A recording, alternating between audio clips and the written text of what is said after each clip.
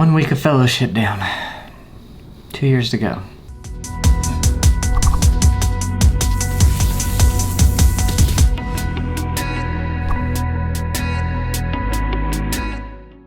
What is up, guys? Zach here with Dr. Eyeball MD. Good to have you back. If you are new to the channel, I am a new oculoplastic surgery fellow, just completed ophthalmology residency and just started a fellowship. In today's video, what I want to talk about is actually how the first week went. I was actually able to do a lot of surgeries. So let's get into it, how it went, first impressions, new fellowship, did we make the right decision, all that good stuff. If you are new, the channel focuses on medicine, ophthalmology, oculoplastic surgery, and bringing you along on the ride through medicine with me. So go ahead, subscribe to the channel down below if you're interested in any of that stuff. So the first week is done. It was a very hectic week and we did a lot of surgeries. A lot of emergencies came up. It was pretty stressful, to be honest, but also a lot of fun because I got to be primary surgeon on a lot of surgeries. I can already tell this fellowship is going to be very, very surgically heavy. So what have we been up to this week? Basically, we've been doing surgeries in the operating room. Some of the things that we did were ptosis repair. We did some internal ptosis. I got to be primary surgeon on those. We have a different technique than most people use that I can't talk about. We will reveal that in a paper to come at a later date. Anyways, we did that type of ptosis surgery. We did ectropion repairs, so I got good experience making the lateral tarsal strip, you know, how to denude the epithelium on the margin and then remove the anterior lamella, make a good strip, and then make that tough pass through the periosteum, through the arcus marginalis to reinsert tarsal strip onto the inside of the lateral orbit to reinsert the eyelid, to tighten the eyelid for things like ectropion.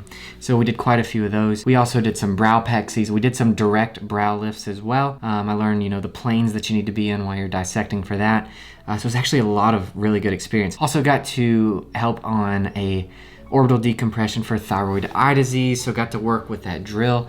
Actually burring out the inside of the eye socket, the inside of the orbit. Basically, that surgery just makes more space in the eye socket in the orbit so that everything is not so crowded and the eye is not bulging forward. And so we shave down bone on the inside, and that dissection plane down to get to the bone to actually remove the periosteum, remove the periorbita, is a good one to have seen and, you know, have a better understanding of now. The thing I'm finding most helpful for these surgeries is actually like studying anatomy and just like really drilling on anatomy. And so some of the things that I'm using for that, there's a good chapter in this book here by Nirad, chapter 2 on anatomy. It's pretty good. But this book actually has even better photos, anatomical photos. This book by Jack Rootman talking about orbital surgery, it has all kinds of anatomical drawings that are actually really, really good. So I'm going through that, trying to get a good idea of the anatomy, because you really have to have a mastery of anatomy if you're gonna navigate your way around in an orbit. The orbit is a very complex place anatomically.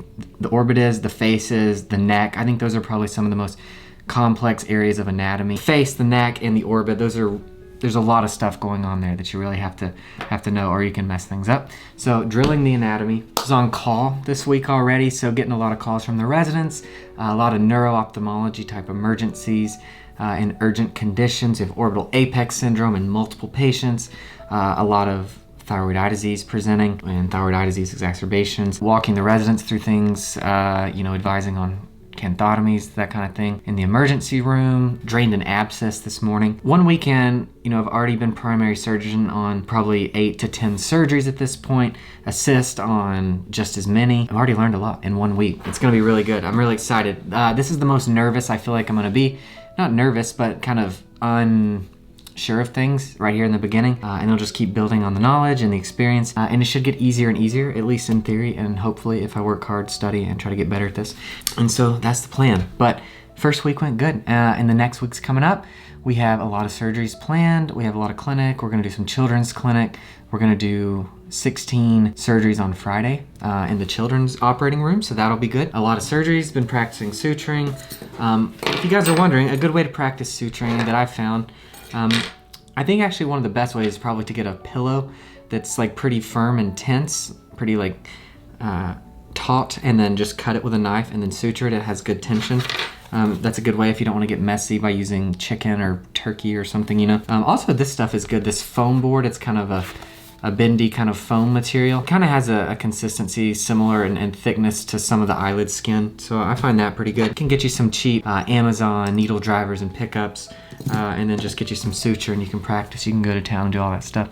Definitely liking the fellowship so far. Definitely made the right choice. It's gonna be fun, it's gonna be good. It's gonna take a lot of work. There's a lot more involved with orbital surgery and plastic surgery than cataract surgery. I'm not saying it's more difficult than cataract surgery because that has its own challenges, and it's a very technical surgery that requires a lot of precision. There's a lot more breadth-wise to understand with plastic surgery, so that's gonna be a lot to try to kind of tackle. So that's what we got going forward, and keep you guys updated on how it's going. But that's the first week. It's been hectic, it's been crazy, and it's been fun. So I hope you guys liked this video. If you did and you want to follow me on this journey through oculoplastic surgery, go ahead and subscribe to the channel, leave a like, leave a comment, all that good stuff, and I'll see you guys in the next one.